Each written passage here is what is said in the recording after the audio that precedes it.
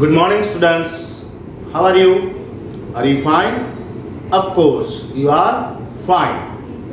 Students, standard 4th, subject છે English, જેમાં આપણે ચેપ્ટર નંબર 2 નોઝિસ જે પોમ છે જેના પોએટેસ છે એલન ફિશર પાર્ટ 2 નો આજે આપણે અભ્યાસ કરવા જઈ રહ્યા છીએ.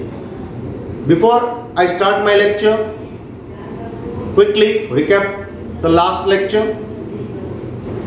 શું હતું લાસ્ટ લેક્ચરમાં? તો કે પીપીટી દ્વારા નોઝિસ જે પોમ છે અને સ્ટોરી છે ધ લિટલ ફીર ટ્રી. ફીર નામનું એક વૃક્ષ છે જે નાનું વૃક્ષ છે, એની એક વાર્તા સ્ટોરી હતી અને પોમ હતી નોઝિસ. નોઝિસ મીન્સ આપણું નાક, પાર્ટ ઓફ બોડી. પીપીટી દ્વારા આપણે ઘણી સારી એવી સમજ મેળવી લીધી. પોએટેસ વિશે સમજ મેળવી. હાર્ડ વર્ડ્સ છે નોઝિસ પોમના. નોઝિસ મીન્સ શું, પછી ન્યુટ્રિશન્સ મીન્સ શું થાય, નોસ્ટ્રિલ્સ એટલે કે જેમાં આપણે શ્વાસોચ્છ્વાસની ક્રિયા કરીએ છીએ, બ્રીથિંગ કરીએ છીએ, શ્વાસ લઈએ છીએ અને શ્વાસ કાઢીએ છીએ, કાર્બન ડાયોક્સાઇડ આઉટ અને ઓક્સિજન ઇન કરીએ છીએ આપણે. મિરર, મિરર શું છે? તો કે કોઈ પણ થિંગ છે એનું રિફ્લેક્શન, અને કેવું ટ્રુ રિફ્લેક્શન હોય છે.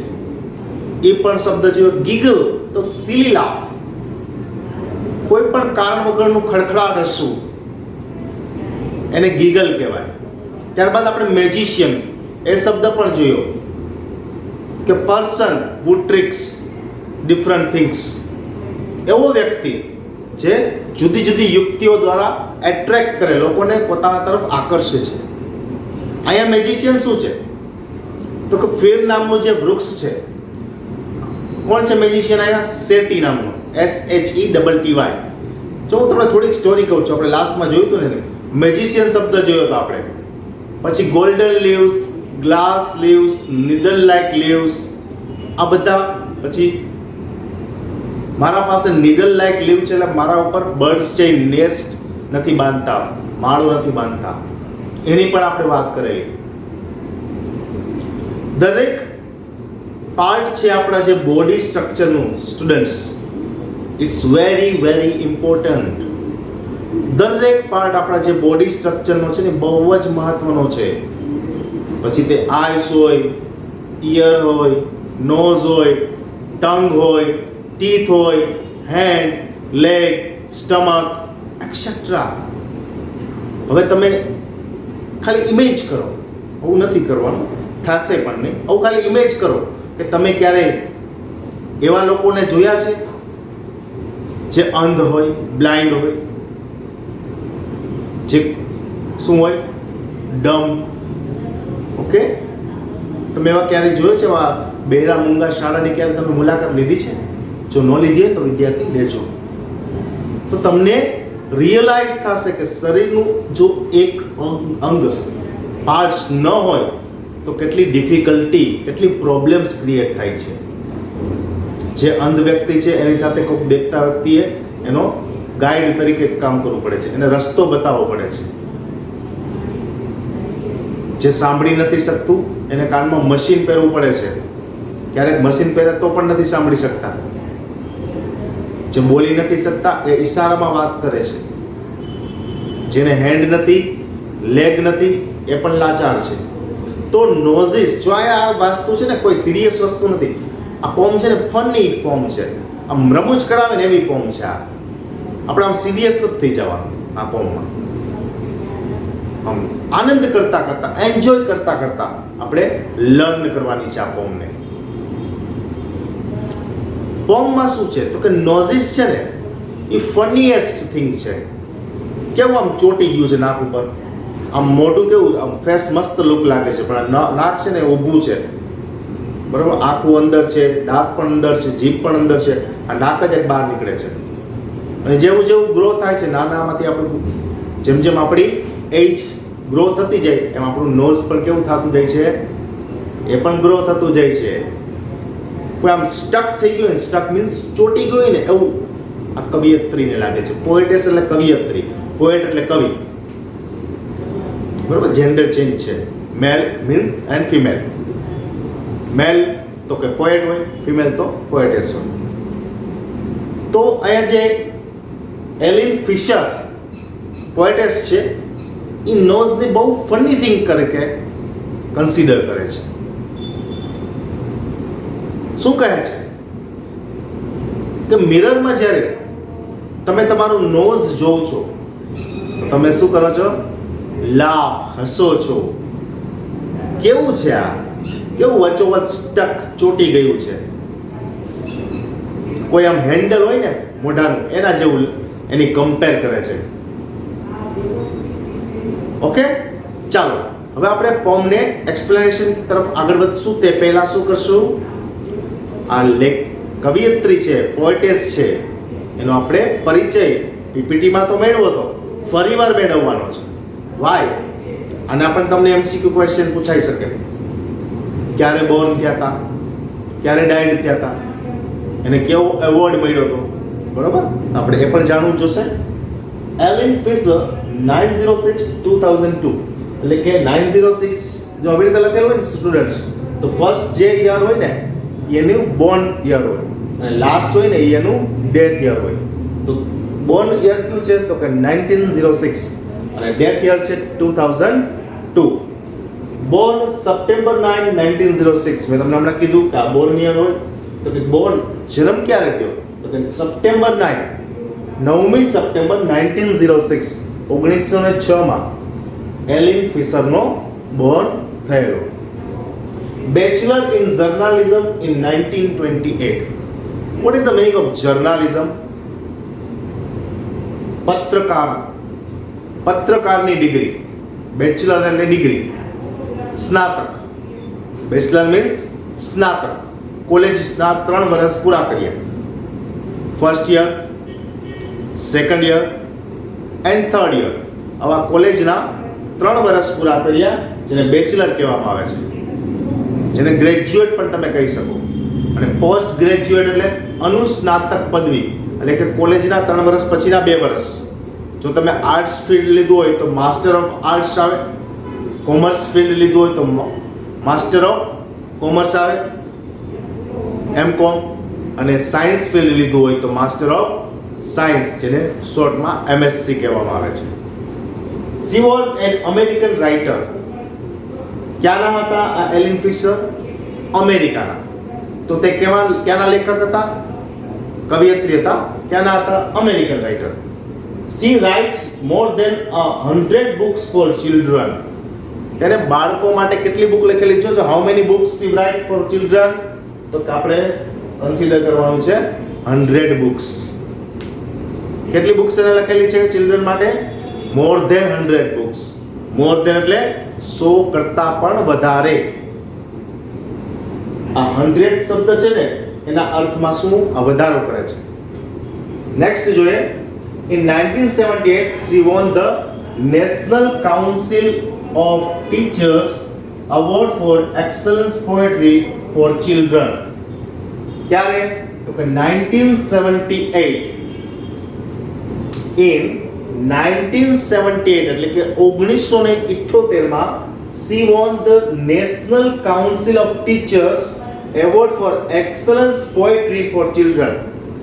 બાળકો માટેની સારામાં સારી કવિતા, પોએટ્રી મીન્સ કવિતા, લખી તે બદલ તેને national council of teachers award for excellence નો એવોર્ડ એને પ્રાપ્ત થયો હતો ઇન 1978, 1978 માં. She died December 2, 2002.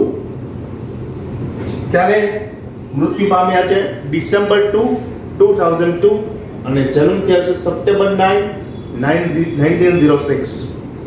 Okay student, આપણે અહીં એલિન ફિશરનો શું કર્યું? ઇન્ટ્રોડક્શન મેળવ્યું કે એલિન ફિશર છે એ બોર્ન હતા 9 September 1906. She wrote more than 100 books for children. She was American writer. She won in 1978. She won the award of National Council of Teachers Award of Excellency of Poetry for Children. બાળકો માટે સારામાં સારી કવિતા લખવાનો 1978માં તેને national council of ટીચર્સનો award પણ પ્રાપ્ત થયેલો. અને લાસ્ટ she died December 2, 2002 એટલે કે તેણી 2 ડિસેમ્બર 2002 ના મૃત્યુ પામી. વિદ્યાર્થી મિત્રો, તમે આ પરિચય જે કવિયત્રીનો પરિચય છે તો મેં તમે સ્ક્રીનશોટ લઈ લ્યો, પછી આપણે ફોર્મને આગળ એક્સપ્લેન કરીએ. ઓકે સ્ટુડન્ટ્સ, તો હવે આપણે શું કરશું? ઓકે સ્ટુડન્ટ્સ, તો આપણે પેજ નંબર 18 તમારી ટેક્સ્ટ બુક ઓપન કરો. પેજ નંબર 18 ને શું કરો? ફોકસ કરો અને આપણે નોઝિસ નામની ફોર્મને શું કરશું? 1 બાય 1 લાઈન રીડ કરતા જશું અને એક્સપ્લેનેશન કરતા જશું. First let's read and sing noses. First 7 line છે. I looked in the mirror and looked at my nose. It's the funniest thing the way it grows. Stick right out where all of it shows, with 2 little holes where the breathing goes. શું કહે છે? I looked in the mirror. હું જ્યારે અરીસામાં જોઉં છું. I looked in the mirror and looked at my nose. અને શું દેખાય છે સૌથી પહેલા મને મારું અરીસામાં? Nose. It's the funniest thing. રમૂજ કરાવે ને એવી વસ્તુ છે. થિંગ મીન્સ વસ્તુ, પણ આ થિંગ નો મતલબ થશે આપણે બોડી પાર્ટ્સ. શું છે આ? ફનીએસ્ટ બોડી પાર્ટ છે. ધ વે ઇટ ગ્રોઝ, કે જે રીતે વિકસી રહ્યું છે. ગ્રો એટલે ઉછેર થઈ રહ્યો છે, ધીમે ધીમે, સ્લોલી એન્ડ ગ્રેડ્યુઅલી. શું થઈ રહ્યું છે? ગ્રો થઈ રહ્યું છે, વિકસી રહ્યું છે. Stuck right out where all of it shows, with 2 little holes where the breathing goes. Stuck right out where all of it shows. ક્યાં છે? વચ્ચોવચ, ફેસની વચ્ચોવચ છે. બધા all of shows, બધા તેને જોઈ શકે છે. અને શું? with 2 little hole. 2 little hole, બે આપણને આપ્યા ને કાણા. શું કહેવાય ને? nostrils કહેવાય. nostrils, જેમાંથી શું કરીએ છીએ આપણે? breathing goes. શું કરીએ છીએ? breathing out.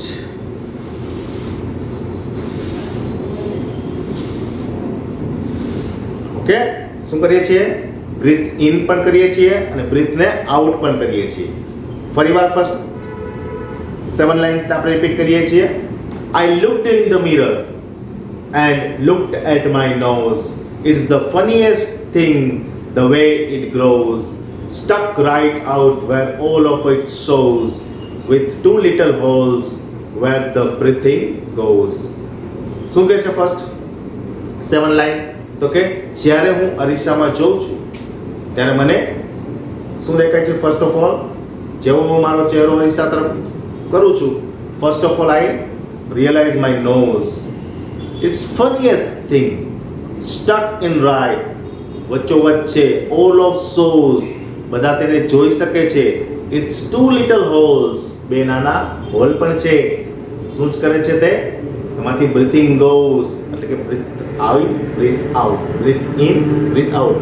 શ્વાસ લઈએ છીએ, શ્વાસ છોડીએ છીએ, શ્વાસ લઈએ છીએ, શ્વાસને રિલીઝ કરીએ છીએ. નેક્સ્ટ જોઈએ. I looked in the mirror and saw in there the end of my chin. Chin means હડપચી, ગાલ. And the start of my hair.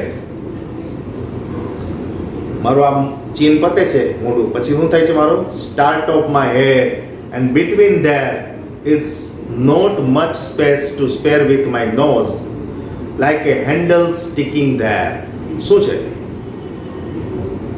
ફરીવાર કહે છે I looked in the mirror and saw in there. હું ફરીવાર જ્યારે પાછું મિરરમાં જોઉં છું, અહીંયા કોણ છે? ગર્લનું ચિત્ર છે, જો તમારે. એટલે ગર્લ કહે છે કે ફરીવાર જ્યારે હું મિરરમાં જોઉં છું ત્યારે ફરીવાર મને મારો ચહેરો દેખાય છે અને ચહેરા પરનું નોઝ, નાક દેખાય છે. The end of my chin and the start of my hair. મારા કપાળનો ભાગ પૂરો થાય છે અને મારા વાળનો ગ્રો શરૂ થાય છે. And between there is not much space to spare, with my nose like a handle sticking there. કેવું લાગે છે? ફેસ ઉપર કોઈ હેન્ડલ ચિપકાયું હોય ને એવું એને ફીલ થાય છે ગર્લને કે મારા હડપચી અને હેર વચ્ચે કોઈ જાજો સ્પેસ નથી. સ્પેસ મીન્સ જગ્યા. કોઈ હેન્ડલ સ્ટક કરી દીધું હોય ને મારા ફેસ ઉપર, ચોંટાડી દીધું હોય ને એવું મને ફીલ થાય છે. કોણ કહે છે આવું? ગર્લ કહે છે. લાસ્ટ પંક્તિઓ જોઈએ. If ever you want to giggle and shout and can't think of what to do it about, just look in the mirror and then no doubt you will see how funny your nose stick out. If ever you want to giggle and shout, જ્યારે તમને તમારા ઉપર હસવાની ઈચ્છા થાય, shout બૂમ પાડવાની ઈચ્છા થાય, and can't think of what to do all about, બરોબર? તમને તમારા ઉપર હસવું છે, તમારે બૂમ પાડવી છે, પણ તમે આ કઈ રીતે કરી શકશો? જો એના વિશે તમે વિચારી ન શકતા હો ને તો શું કરવાનું? Just look in the mirror and then no doubt you will see how funny your nose stick out. તો તમારે તમારો ચહેરો અરીસામાં જોવાનો. જેવો તમે તમારો ચહેરો અરીસામાં જોશો તો ફર્સ્ટ ઓફ ઓલ શું નોઝ દેખાશે અને લાફ કરવાનું. જ્યારે તમને તમારા ઉપર હસવાની અને એન્જોય શાઉટ એન્જોયમેન્ટમાં એક્સાઇટમેન્ટમાં આવીને બૂમ પાડવાની ઈચ્છા થાય તો તમારે તરત જ શું કરવાનું? તમારો ચહેરો છે એ મિરરમાં જોવાનો આમ અને પછી લાફ કરવાનું. શું કામે? કે જેવો તમે તમારો ચહેરો મિરરમાં જોશો ઓટોમેટિકલી યુ સ્ટાર્ટ લાફિંગ. તમે હસવાનું શરૂ કરી દેશો. વાય? શા માટે? You will see how funny your nose. કારણ કે તમે જોશો કે કેવું ફની છે તમારું નોઝ. તમારું નાક કેટલું શું છે? રમૂજ ઉત્પન્ન કરે એવું બોડી પાર્ટ્સ છે. સ્ટક આઉટ છે, વચ્ચોવચ ચોંટી ગયું છે. શું જોયું કોમમાં આપણે? ફર્સ્ટ સ્ટેન્જામાં આપણે જોયું કે જ્યારે ગર્લ છે એ મિરરમાં પોતાનો ચહેરો જુએ છે તો એને લાગે છે, શું લાગે છે? કે ફનીએસ્ટ થિંગ, કોઈ રમૂજ ઉત્પન્ન કરાવતું હોય ને એવી વસ્તુ ક્યાં આવી ગઈ છે? મારા ફેસ ઉપર, જે બધા જ જોઈ શકે છે. 2 little holes, breathe in breathe out. 2 holes શું કરે છે? બ્રીથ ઇન કરે છે, બ્રીથને આઉટ કરે છે. સેકન્ડમાં જોયું આપણે કે ફરીવાર ગર્લ છે એ પોતાનો ચહેરો મિરરમાં જુએ છે અને કહે છે કે મારા હેર અને મારા ચીન વચ્ચે સ્પેસ નથી, કોઈ હેન્ડલ ચોંટાડી દીધું હોય ને એવું ફીલ મને થાય છે. અને લાસ્ટમાં કે જ્યારે તમને તમારા ઉપર હસવું આવે, તમને એક્સાઇટમેન્ટમાં શાઉટિંગ કરવાની ઈચ્છા થાય, you wish to shout, just look at your face. ક્યાં? મિરરમાં. એન્ડ જેવો તમે તમારો ચહેરો મિરરમાં જોશો automatically you start laughing. You will see how funny your nose stuck out. તમે જોઈ શકો છો કે કેવું ફનીએસ રમૂજ ઉત્પન્ન કરાવે એવું નાક છે ને એ વચ્ચોવચ્ચ તમારા ચહેરા ઉપર ફિક્સ થઈ ગયું છે. ઓકે સ્ટુડન્ટ્સ, સમજ આવી? એક્સપ્લેનેશનમાં મજા આવી? Okay, done. તો હવે શું કરશું આપણે? આ પોમમાં જે હાર્ડ વર્ડ્સ હતા એ તો આપણે જોઈ ચૂક્યા છીએ. મિરર હતું, બરાબર, પછી બ્રીથ, નોઝ, નોસ્ટ્રિલ્સ. આ જે પોમના જે હાર્ડ વર્ડ્સ વિથ પિક્ચર, ગીગલ, આ બધા મેં વિથ પિક્ચરાઇઝેશન તમને એક્સપ્લેન કરી દીધા છે. ઓકે સ્ટુડન્ટ્સ, આ સેશનના અંતે શું આવશે? એક વર્કશીટ હશે. વર્કશીટમાં શું હશે? કમ્પ્લીટ ધ પોમ હશે. હોઈ શકે કે પોમને પૂરી કરો. ઓબ્જેક્ટિવ ક્વેશ્ચન આન્સર પણ હોઈ શકે. તો ઓબ્જેક્ટિવ ફોર્મમાં તમને એક વર્કશીટ આવશે, જે વર્કશીટ તમારે તમારી HW બુકમાં ફિલઅપ કરવાની છે. અને સાથે સાથે શું કરવાનું છે? યસ, એ વર્કશીટને સાથે સાથે લર્ન પણ કરવાની છે. અને હા, હવે જ્યારે નેક્સ્ટ લેક્ચર આવશે ત્યારે શું કરશું આપણે?